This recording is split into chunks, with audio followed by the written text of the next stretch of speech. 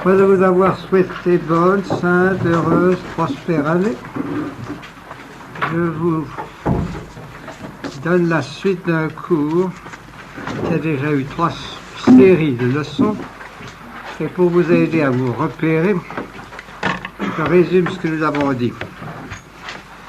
La franc-maçonnerie est une institution du Moyen-Âge, technique, et qui a dû, à la gloire des cathédrales romanes et gothiques, son énorme prestige et influence en Occident, de par son orgueil et ses privilèges, a glissé vers l'hétérodoxie, de l'hétérodoxie à l'hérésie, tout en restant longtemps chrétienne.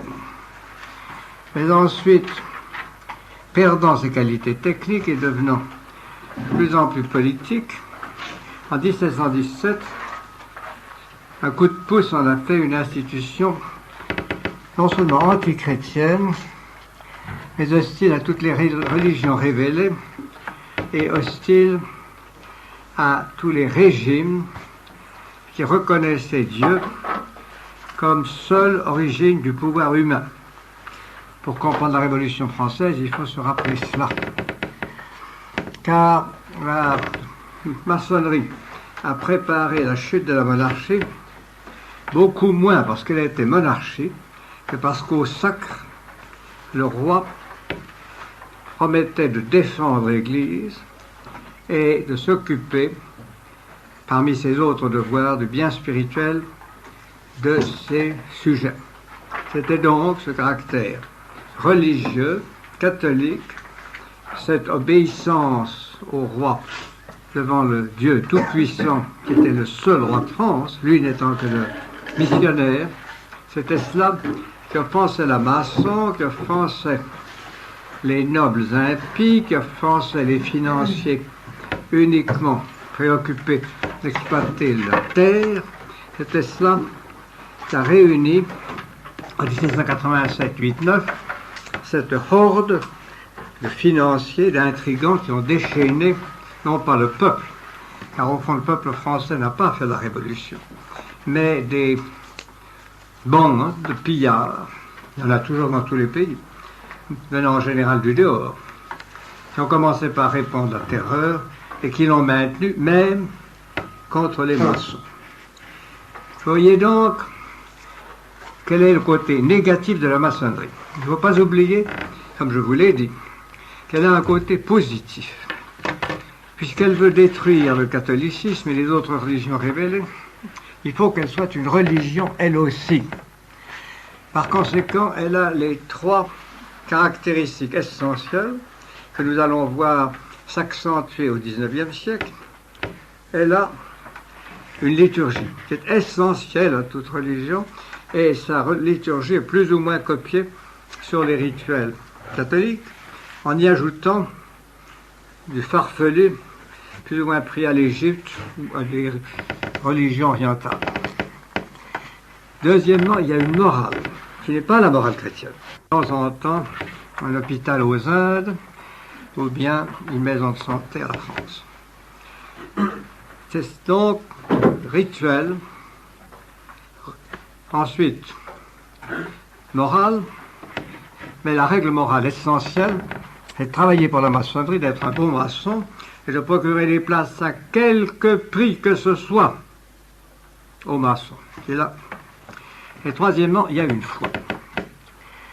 Et contrairement à la foi des religions révélées, du catholicisme en particulier, qui ne peut pas changer, puisqu'elle est une émanation de la volonté divine, ainsi que le Christ nous l'a dit, et ainsi que nous devons nous le rappeler spécialement aujourd'hui, où sous des prétextes pseudo-scientifiques, on essaie de nous dire qu'il faut changer la forme, et au fond, on touche au fond.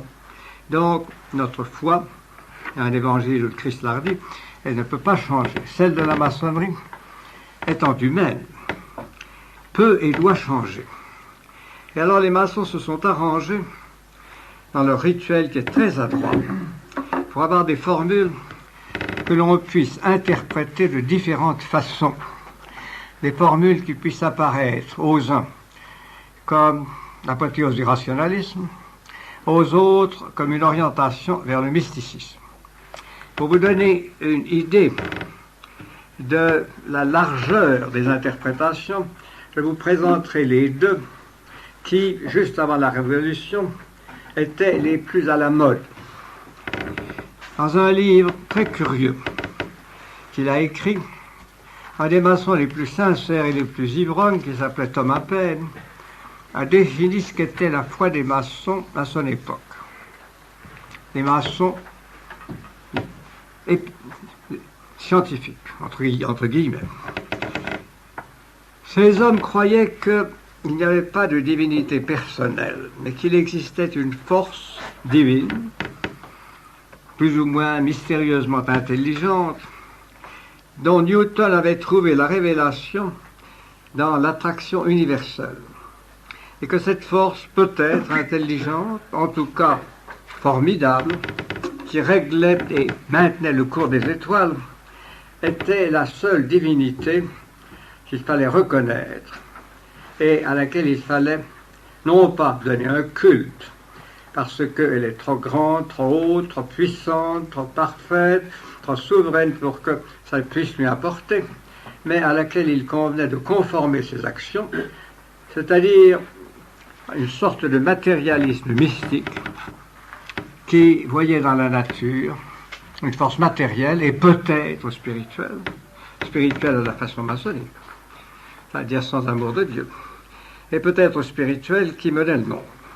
Ça, c'était l'une des deux hypothèses des maçons, et surtout anglo-saxons, mais aussi en France. Il y en avait une autre, qui était celle d'un homme que vous avez dû entendre parler, et qui, par la suite, est devenu un défenseur de l'Église, mais qui, en 1782, était très loin de l'être. Cet homme s'appelait le comte Xavier de Maistre. Il était à ce moment-là un des hauts parlementaires à Chambéry, dans le royaume de Savoie. Et en 1782, il avait envoyé au duc de Brunswick un mémoire, justement sur l'idée maçonnique. Ce mémoire est bien écrit, comme tout ce qu'il a fait, et ce mémoire vous montre quel est ce que pensait l'autre aile des maçons, ce que nous pourrons appeler l'aile mystique et parachrétienne. Il lutte contre l'idée de faire remonter la franc-maçonnerie à l'Égypte. C'est ridicule. C'était l'idée de Cagliostro. Et il disait, attachons-nous à l'Évangile et laissons là les folies de Memphis. Revenons au siècle de la loi sainte. Prouvons que nous sommes chrétiens. Allons même plus loin. Et écoutez ceci, messieurs. La vraie religion a bien plus de 18 siècles. Elle naquit le jour que naquirent les jours. Remontons à l'origine des choses et montrons par une filiation certaine que notre système est le dépôt primitif laissé dans les âmes par le Seigneur et renouvelé par le grand réparateur, entre guillemets. Le grand réparateur, c'est le Christ. Voilà donc la façon dont un maçon, qui était un chrétien catholique pratiquant, essayait de concilier une conception maçonnique et une conception catholique. Il voulait rester catholique, mais il considérait la maçonnerie comme la forme supérieure de la religion éternelle, établie par Dieu à la création du monde et rénovée par le Christ. Et il disait encore ceci. Le but de la franc-maçonnerie est la réunion des différentes sectes chrétiennes. Remarquez le mot secte.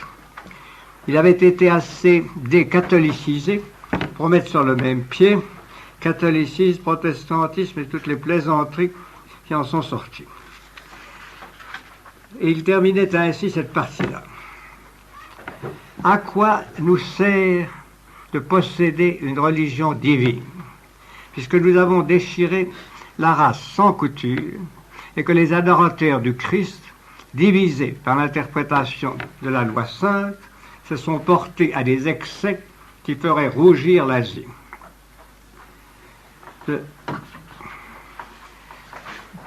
Donc, il voulait une religion épurée, en dehors de la théologie qu'il honnissait, et pour son 3e grade maçonnique, il voulait que l'on étudiât le christianisme essentiel, la Bible interprétée comme un livre symbolique et allégorique. Voilà donc quelle était l'orientation de toutes les mystiques de la maçonnerie, et en particulier d'une secte qu'on a appelée, qui s'appelait les élus Cohen. Naturellement israélite, vous verrez, la maçonnerie a toujours été manœuvrée par les juifs. Donc, il y avait ces deux idées-là. Arrive la Révolution. La Révolution vide les loges et en fait des cadres qui subsistent. On se réunissait quelquefois, mais rarement, parce que tous les membres jeunes, actifs, ambitieux ont fait partie d'abord de la Société des 30, vous vous rappelez, qui a subventionné, organisé, manipulé les élections aux États généraux. Ensuite, du Club breton, qui a manipulé, dominé les débuts de l'Assemblée nationale. Et ensuite des Jacobins, qui ont poussé la Révolution jusqu'à ses extrêmes et qui sont arrivés à ce à quoi ils sont arrivés. Donc, les éléments vivants des loges étaient partis, mais les loges existaient encore et on n'avait passé aucune loi qui empêchât de respecter la maçonnerie ou de l'aider. La maçonnerie, la grande idée de la maçonnerie, car elle a été lancée par des frères maçons, et les plus purs, un homme aussi pur que M. Talleyrand, avec d'autres. Donc, la grande idée de la maçonnerie avait été la constitution civile du clergé, laquelle avait l'avantage de réduire l'Église à un simple cadre de professeur de morale sous la tutelle de l'État, lequel était lui-même maçon. C'était donc quelque chose comme ce qui était arrivé en Angleterre et quelque chose qui convenait très bien aux chefs maçons. Les loges étaient donc plus ou moins engourdies et le résultat heureux semblait atteint. Seulement, on n'a-t-il pas qu'au milieu de tout ça tombe un pavé. En effet, Philippe Égalité, le duc d'Orléans, publie dans le journal de Paris du 22 février 1793 la lettre suivante. Il faut vous dire que Philippe Égalité était un lâche, très dissolu, d'une sensualité que pour toutes sortes de raisons, et par respect pour vous-même, je ne peux pas vous expliquer même. Comme je vous ai dit également, il avait essayé de flirter avec le démon, mais enfin, il avait promis à ses fils, à la fin de 92, de ne pas voter la mort du roi. Seulement, le jour du vote final, 2 frères maçons sont venus le prendre chez lui, l'ont encadré et l'ont fait voter la mort du roi, son cousin. À partir de ce jour-là, dit Louis-Philippe dans ses mémoires de jeunesse, il était un autre homme entièrement écroulé. Donc, Philippe Égalité publie dans le journal de Paris du 22 février 93 ceci. Au mois de septembre dernier, 92, le secrétaire du Grand Orient s'étant adressé à la personne qui remplissait auprès de moi les fonctions de secrétaire du Grand Maire pour me faire parvenir une demande relative aux travaux de cette société, je répondis à celui-ci à la date du 5 janvier 1793. Comme je ne connais pas la manière dont le Grand Orient se compose, et que d'ailleurs, je pense qu'il ne doit y avoir aucun mystère, ni aucune assemblée secrète dans une république, surtout au commencement de son établissement, je ne veux plus me mêler de rien en rien du Grand Orient ni des assemblées des francs-maçons. Signé, citoyen Égalité.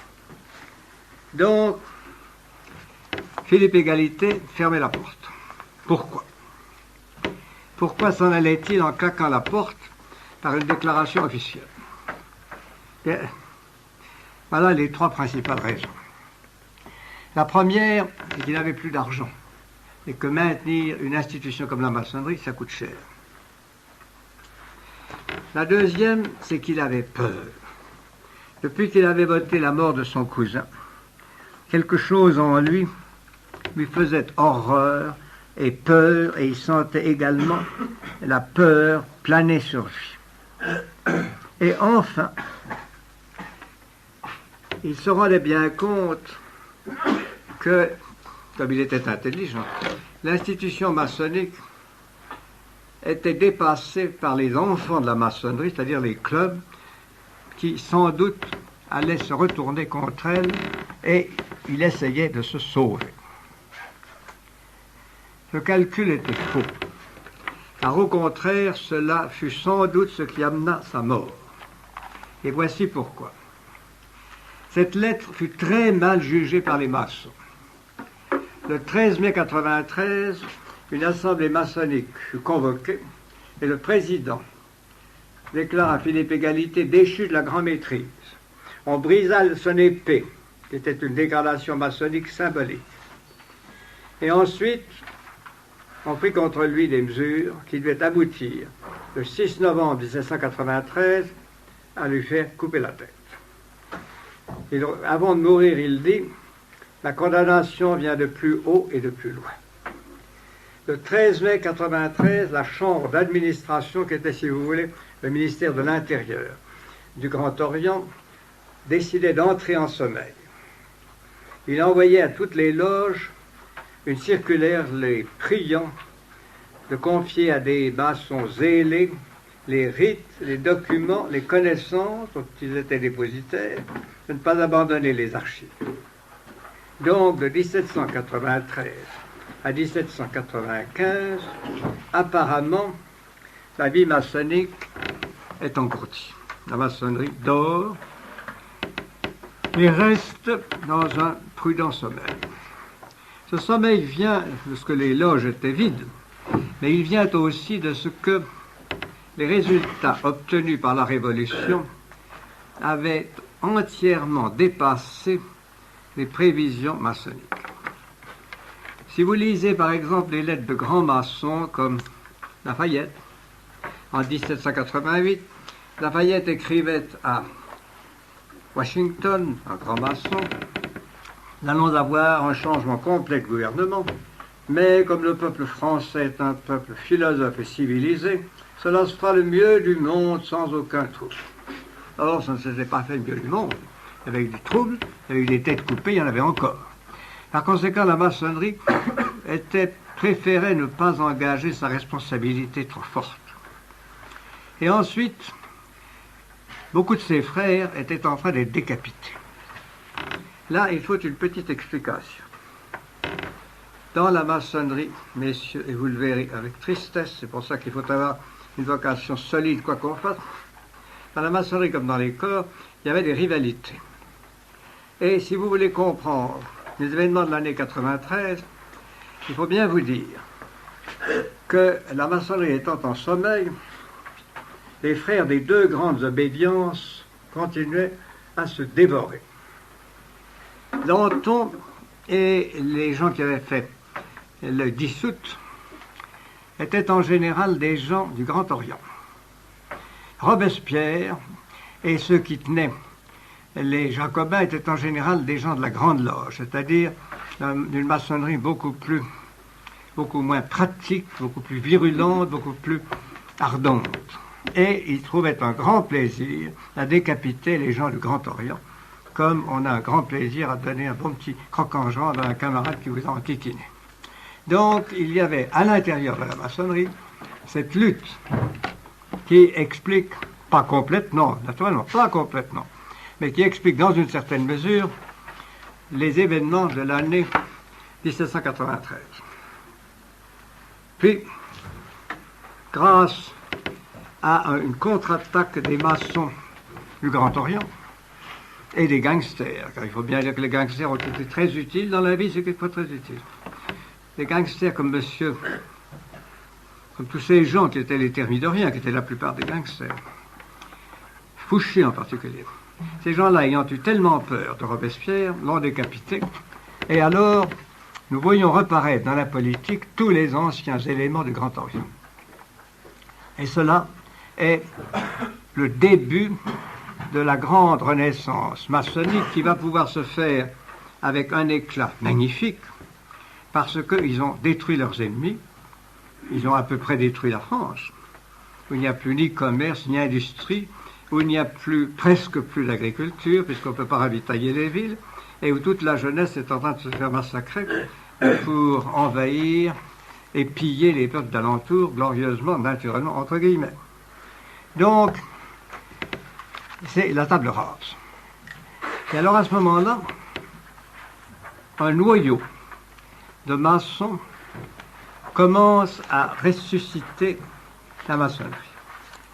Elle la ressuscite, messieurs, d'une façon qui est extrêmement intéressante à tout point de vue.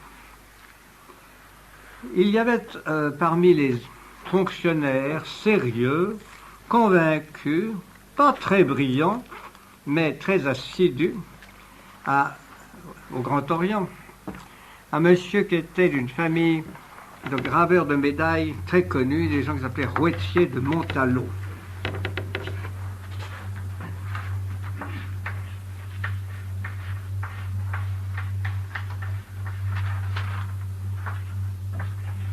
Ce n'étaient pas des nobles, c'était ces gens du XVIIIe siècle qui prenaient des particules parce que ça leur faisait plaisir.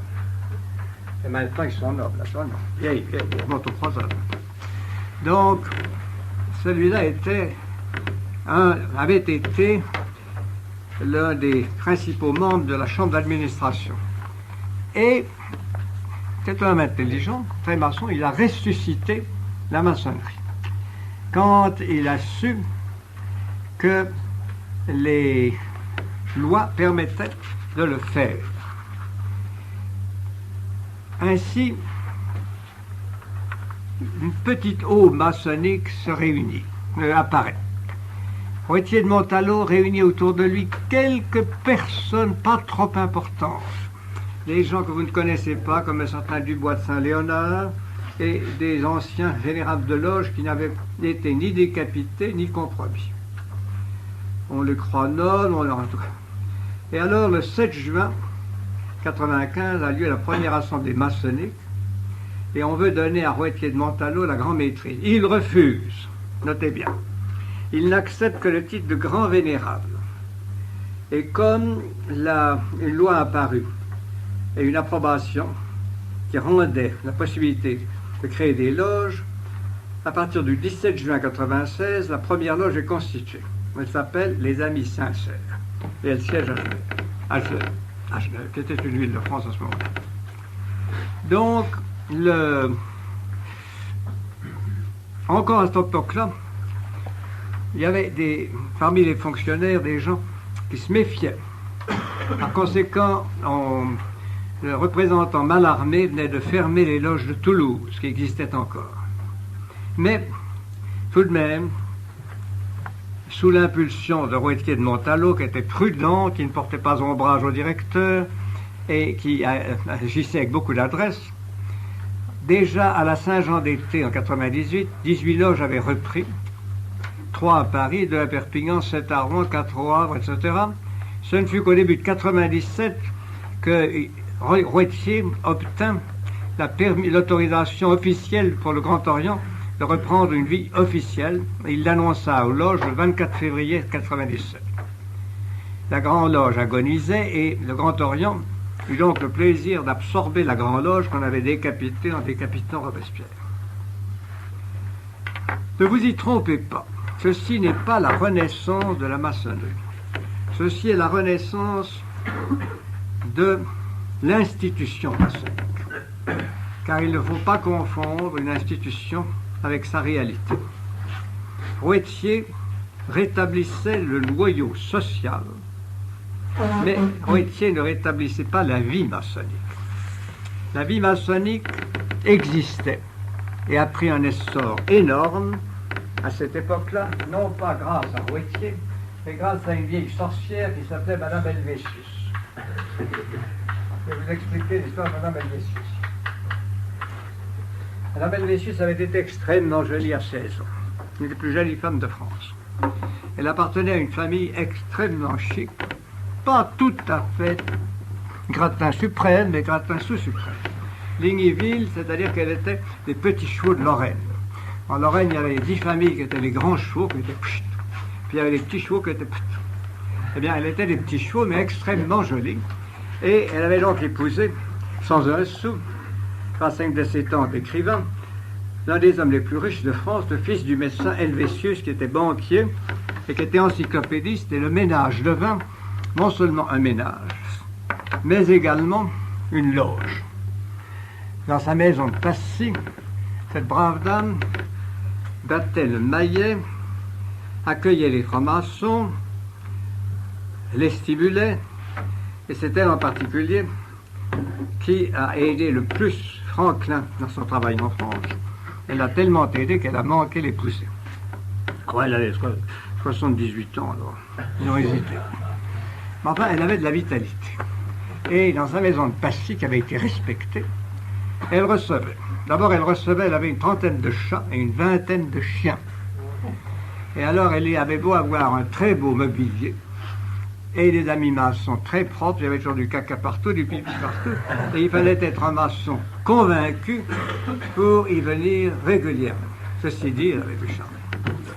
Elle avait du sang, mais elle avait du bon sens, parce que comme elle n'était pas jeune et pas bien portante, elle avait adopté un jeune médecin qui était extrêmement connu et qui s'appelait M. Cabanis. Cabanis a été l'une des grandes figures de cette époque-là et l'un des principaux responsables de la résurrection maçonnique. Il s'appelait Pierre-Jean-Georges Cabanis.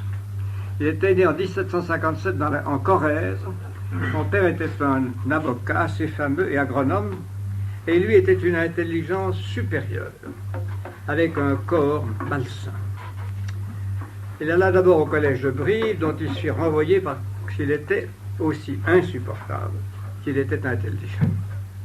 Son père l'envoya à Paris, où il étudia à sa guise et apprit des tas de choses en 1770, 12, 13.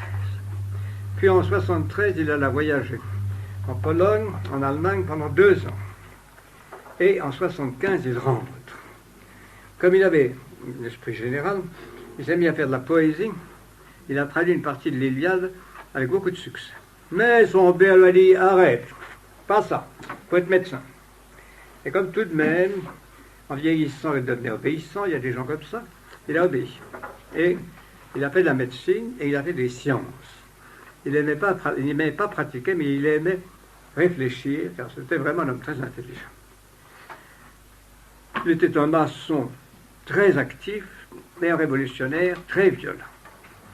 En 1789, il avait publié un recueil, un essai qui avait eu beaucoup de succès, qui s'appelait « Observations sur les hôpitaux de Paris ». Aussi était-il considéré comme le grand technicien en hygiène, en sciences physiques et naturelles.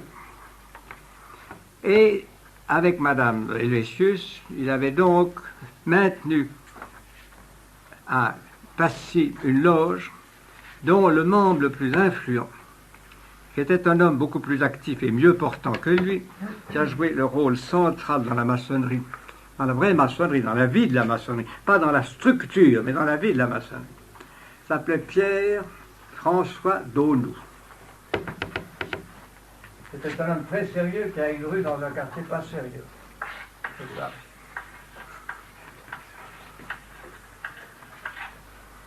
Daunou, messieurs, était un prêtre. Il était né d'une famille distinguée de bourgeoisie en 1761 à Boulogne-sur-Mer, où son père était chirurgien de la marine. Il avait étudié d'abord, et avec succès chez les oratoriens, qui étaient, vous savez, les chrétiens farfelus. Il avait été professeur, il était devenu oratorien en 1777, et il avait enseigné avec beaucoup d'éclat dans les collèges d'oratoriens, de 1780 à 87 à Troyes, à Soissons, à Paris, etc. Il avait publié également des essais, Fondements et base de l'autorité des pontifes. Il avait eu un accessit à l'Académie de Berlin et il avait collaboré aux journaux philosophiques que l'on dirait de gauche, c'est-à-dire assez antimonarchiques, comme l'Esprit des journaux et Journal encyclopédique. Dès 1788, lui qui était un maçon, oratorien et maçon, il y en a eu beaucoup, l'oratoire était tout à fait infecté de maçonnerie. Il devient l'un des révolutionnaires les plus ardents. Il participe à toutes les manifestations et quand ses supérieurs, un peu inquiets, veulent lui donner un évêché pour le calmer, il refuse. Il se fait élire dans le Pas-de-Calais et il appartient au parti girondin, qui était celui du Grand Orient. Pourtant, quand on dit du mal de quelqu'un, il faut dire du bien. Cet homme qui était devenu un mauvais prêtre, cet homme qui jouait un rôle infâme, avec Talleyrand, c'est lui l'un des principaux responsables de la constitution civile du clergé, du vol de tous les biens du clergé.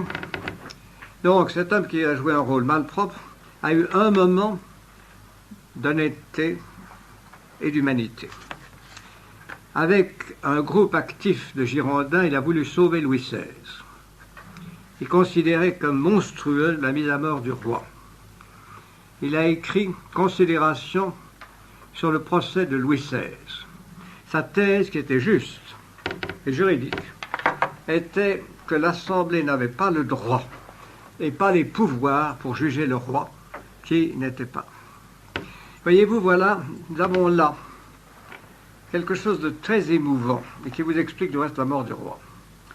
C'est que le caractère de bonté, d'honnêteté et aussi le caractère spirituel de la monarchie française faisait reculer beaucoup de gens qui par ailleurs n'étaient pas les amis de la monarchie, mais qui gardaient une sorte de culte religieux pour cette monarchie, qui était la seule en Europe à avoir ce caractère.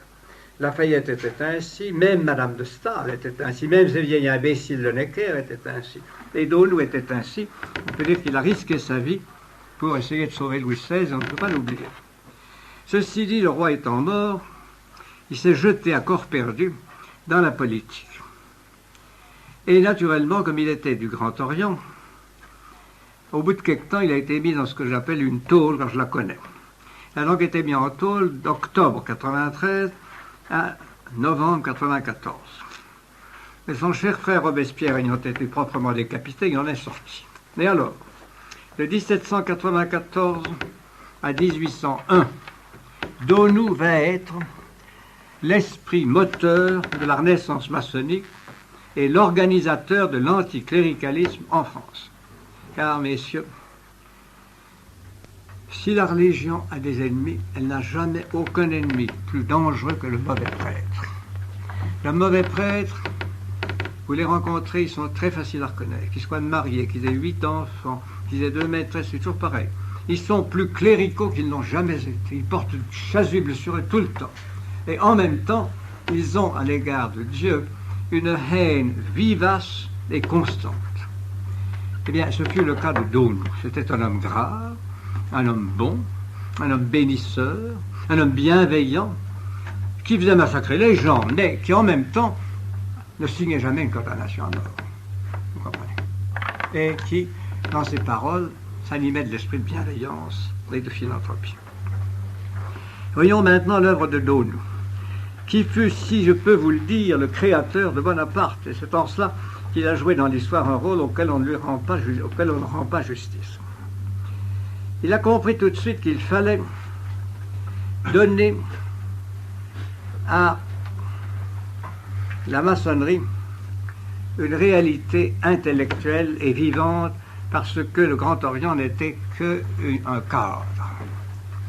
Et comme il était président de la Convention, dès le mois d'août 1995, où il était rentré, il a fait créer l'Institut de France. L'Institut n'était pas l'Académie. L'Institut était en réalité la renaissance de l'encyclopédie incarnée dans une dizaine de personnes qui était toute maçonne et qui représentait toute l'aile impie de la maçonnerie. C'est-à-dire qu'avec la création de l'Institut, Donou, en créant une nouvelle académie officielle, et en même temps maçonnique, donnait comme centre de la pensée républicaine cet institut, et comme centre de la pensée à cet institut, le travail de trouver et d'imposer à l'intelligence française un cadre qui désormais s'oppose à l'idée catholique. Voilà l'œuvre de Donou et l'œuvre qu'il a menée à bien avec une extrême adresse. Je vous résumerai d'abord sa carrière politique pour que vous voyez l'importance. Il a donc été le président de la Convention en 1995. C'est lui l'un des rédacteurs les plus influents de la Constitution du Directoire. Il a refusé d'être directeur, il n'avait pas tout à fait... Le mauvais prêtre ne veut pas se mettre trop en vue, il veut des postes où il puisse agir, mais il ne veut pas qu'on le voit trop.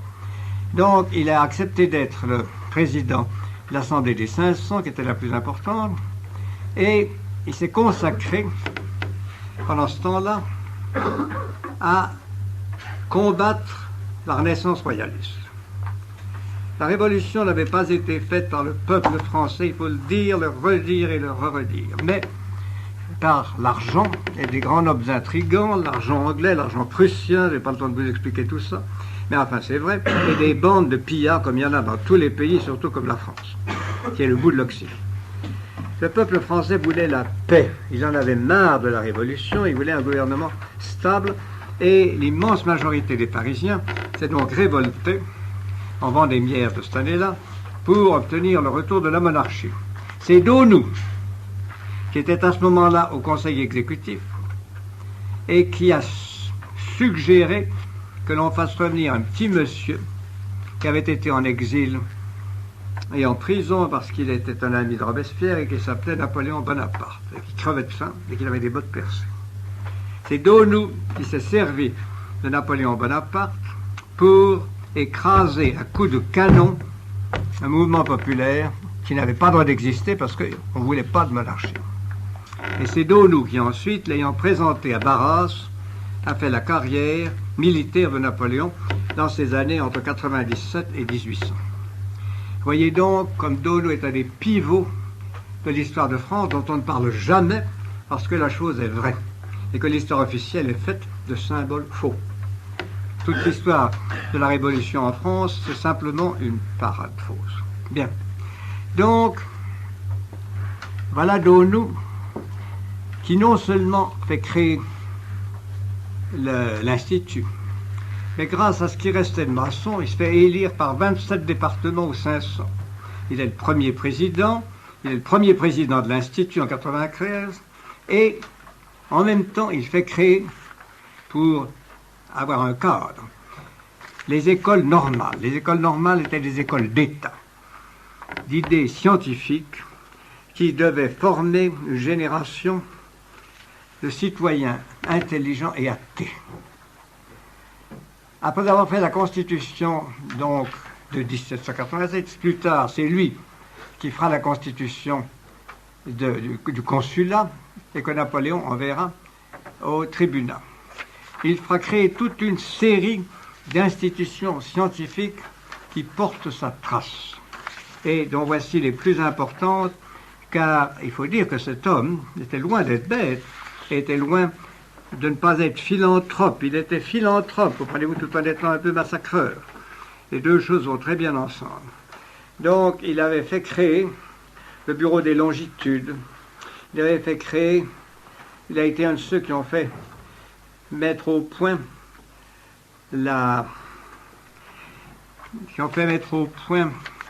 le système métrique.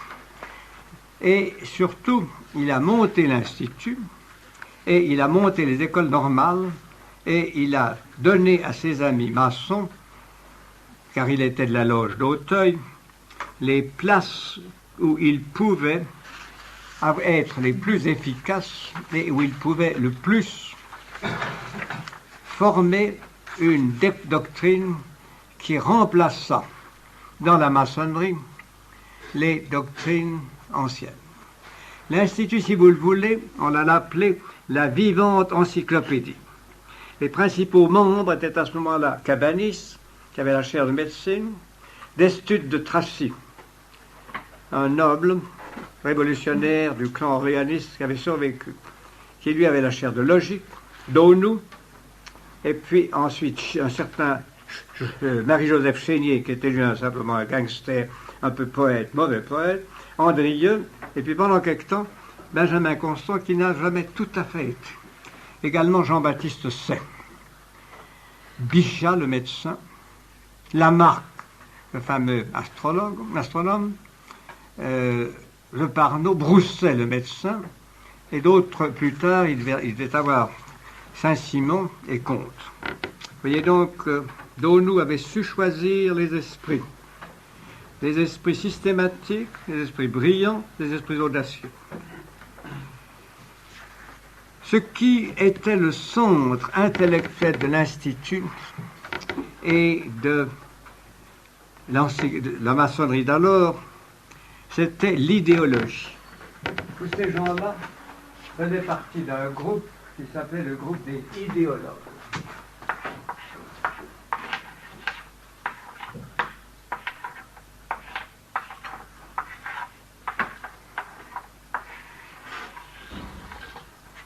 Qu'est-ce que c'était que les idéologues?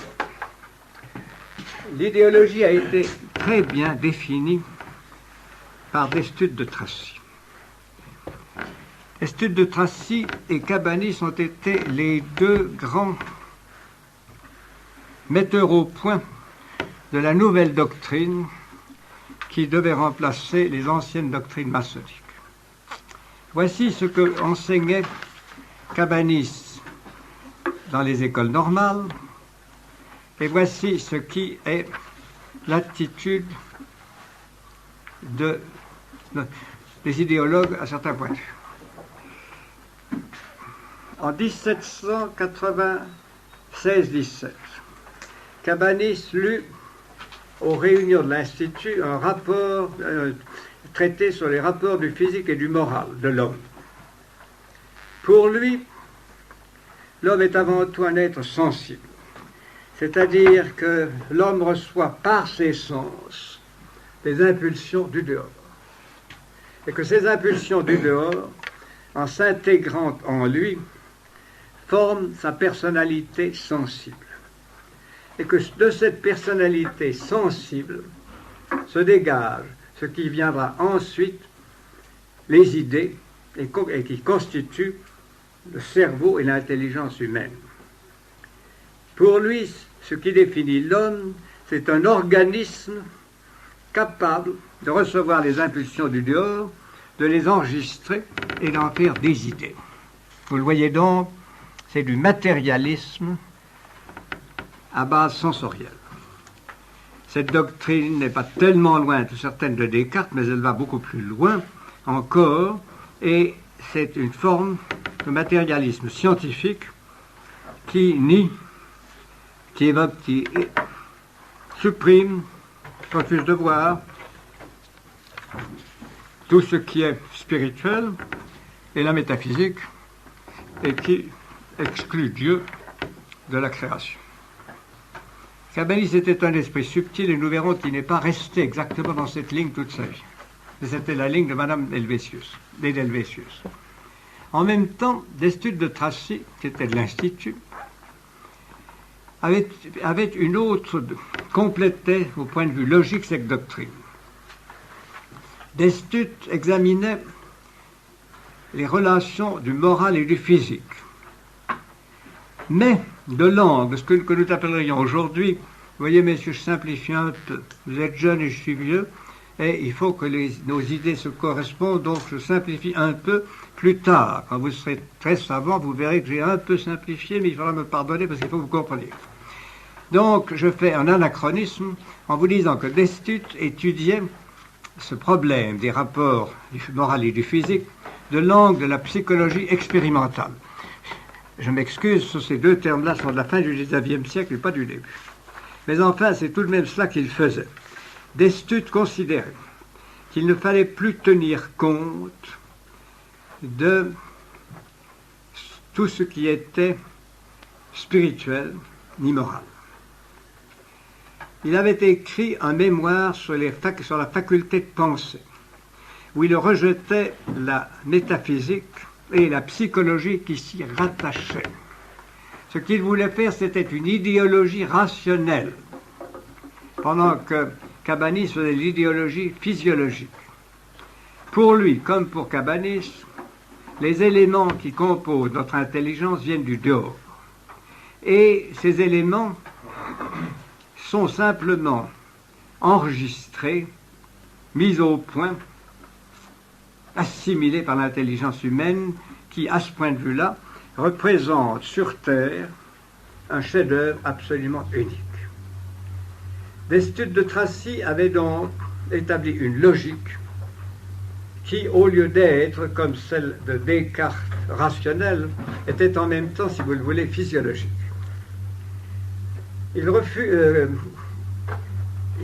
Dans les écoles centrales, il a étudié, donné des cours, et il a fait un plan d'instruction pour la classe ouvrière, comme membre du Conseil de l'instruction publique. Plus tard, il a été sénateur, et il a publié les éléments d'idéologie, qui sont naturellement beaucoup plus complexes, beaucoup plus riches que ce que je vous dis, et où il y a certains aspects qui sont vrais, car avec beaucoup de mensonges, il y a aussi de la vérité. C'était un esprit très sérieux.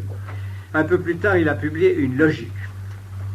Tout cela, voyez-vous, montre un homme très systématique, intelligent, mais qui a renié toute vie spirituelle et toute vie intellectuelle. La maçonnerie, donc, avec lui, s'engage nettement dans la voie du matérialisme historique. Fini avec la théorie de M. Lemaître, fini même avec la théorie de M. Thomas Paine. Et qu'est-ce qui les remplace?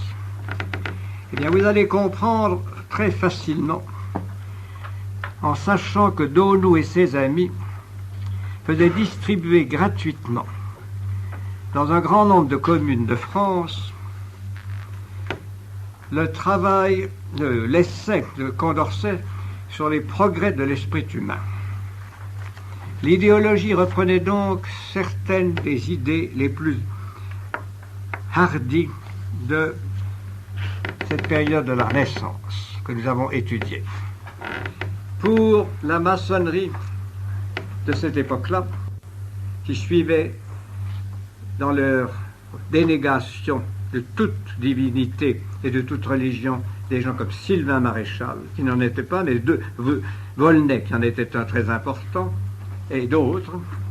Donc ils suivaient cette dénégation totale de toute spiritualité, de toute divinité. Et ils la remplaçaient par le progrès de l'intelligence humaine. À la Renaissance, les Renaissants s'étaient grisés de l'idée que l'intelligence humaine, même sans la foi, pouvait mener l'homme à son but d'apothéose personnelle sur Terre. Eh bien, de nouveau, après le travail de Condorcet qui s'efforçait de montrer que l'intelligence humaine, grâce à l'imprimerie, grâce aux universités, avait pris un développement énorme et allait en prendre un autre. À partir de ce moment-là, l'idée de progrès s'installe dans la maçonnerie. L'idée de progrès, vous la voyez à la racine du marxisme, comme vous la voyez à ce moment-là de la maçonnerie. L'idée de progrès, c'est l'idée que l'homme se fait lui-même et que l'homme peut se déifier lui-même, qu'il n'a besoin que de lui-même et de son intelligence et du travail de son intelligence pour arriver à se créer un monde qui soit un monde absolument cohérent, logique, rationnel, utile, agréable et débarrassé de toute divinité, de toute contingence, de toute autre chose que l'immense succès humain. Voyez donc l'importance de l'idéologie et de ce groupe qui contenait des esprits supérieurs, parce que c'était des esprits supérieurs, comme Destutt de Tracy, comme Donou, comme Cabanis. Vous voyez cela, et il faut aussi vous rendre compte que ces gens ne négligeaient rien pour imposer leurs notions. Dans ce désert intellectuel qu'était la période du directoire où tout était foire d'empoigne et spéculation malpropre. Ils ont lancé un journal intellectuel qui s'appelait La Décade philosophique, qui était rédigé par un certain Ginglet. Ginglet est fameux parce qu'il était ambassadeur à la cour de Turin et que sa femme y allait en pète en l'air, ce qui n'a pas été admis. Le pète en l'air, révolution, peut-être pète en l'air, pas. Bien. Donc, Ginglet a fait un grand scandale, mais alors, pour le consoler d'être refusé à Turin, on l'a nommé directeur de la Décade philosophique. C'était une revue qui défendait le point de vue des idéologies et qui s'attaquait à cette renaissance spirituelle qui se produisait en France. On avait pu décapiter le roi, on avait pu chasser et décapiter certains évêques, mais il y avait eu, messieurs, dans le fond de l'âme du peuple français, et ça lui reste, Dieu merci, un renouveau de besoins spirituels et une poignée de bons frères, parce que ça ne suffit que quoi, avaient réussi en 97, 18, 19, au risque de leur vie, à ranimer cela, et on sentait partout le besoin de spiritualité, les chapelles clandestines s'ouvraient, les députés n'osaient plus attaquer la religion. Il y a même une lettre très curieuse de l'un des maçons illustres de l'époque, dont la famille depuis a fait une fortune singulière, car c'est maintenant la famille la plus riche des États-Unis. Et monsieur, c'était ces gens de Wilmington, les Dupont de Nemours. M. Dupont de Nemours était un maçon d'origine protestante et tout à fait idéologue. Mais comme son ami Beaumarchais avait publié dans un journal de l'époque 2 lettres faisant l'éloge de Voltaire et insultant le christianisme, il lui a écrit « Mon cher, vous n'êtes plus à l'heure. L'heure, c'est plus ça. Voltaire, c'est bien, mais il y a autre chose. Les gens ont besoin de religion et vous n'empêcherez pas une renaissance spirituelle. Ce qu'il faut, c'est la canaliser. » Et en effet, les maçons essayaient de canaliser la renaissance spirituelle du peuple en créant 2 cultes. Là, c'était le culte décadaire, où tous les fonctionnaires étaient obligés d'aller à une espèce de ridicule messe blabla, tous les décadis, le 10e jour. Seulement quand c'était le 10e jour, les gens n'y allaient pas, parce que les gens aimaient mieux se reposer le 7e que le 10e, même les chevaux. Par conséquent, le culte décadaire n'a pas eu un gros succès. Mais un autre maçon, qui était un angevin, et qui s'appelait la Réveillère Lépo, c'est une autre idée beaucoup plus sublime. Il a créé la théophilanthropie. Ceux d'entre vous qui savent le grec savent que ça veut dire l'amour de l'homme et de Dieu. Dieu, on ne définissait pas Dieu. Mais on s'installait dans les églises catholiques et on avait, comme on fait maintenant hélas dans certains endroits, des ornements de toutes les couleurs, des rides de toutes les couleurs. On avait de belles petites filles qui se maniaient l'encensoir, de jolis petits garçons qui chantaient des cantiques, des vieux messieurs qui disaient blablabla d'une façon philanthropique. On faisait des processions avec des bouquets blancs à la main. On faisait des grandes parades dans les rues drapées en bleu clair. C'était très joli. Mais ça n'a pas pris. Ça n'a pas pris parce que les gens s'en sont moqués. Et puis parce qu'au fond, il n'y avait pas de spiritualité là-dedans. Et alors, on sentait quelque chose d'autre. Ceux d'entre vous qui ont lu le très beau livre, Inégal, c'est le premier de Chateaubriand, l'essai sur les révolutions, qui apparut à cette époque-là, il était encore philosophe. Mais en lui, il y avait déjà cette flamme. C'était un simulateur, mais c'était un simulateur sincère. Cette flamme d'amour de Dieu, qui avait été réveillé par la mort de sa mère et qui vibrait dans ce livre et qui a fait de lui, tout de suite, dès ce moment-là, dès 99, quelqu'un qui était remarqué. Tellement remarqué que la Décade philosophique lui consacrait des articles insultants. Car la Décade philosophique devait veiller au maintien de l'incroyance. La Décade philosophique devait surveiller toutes les personnes et toutes les sources qui pourraient donner une forme catholique à son nouveau spirituel.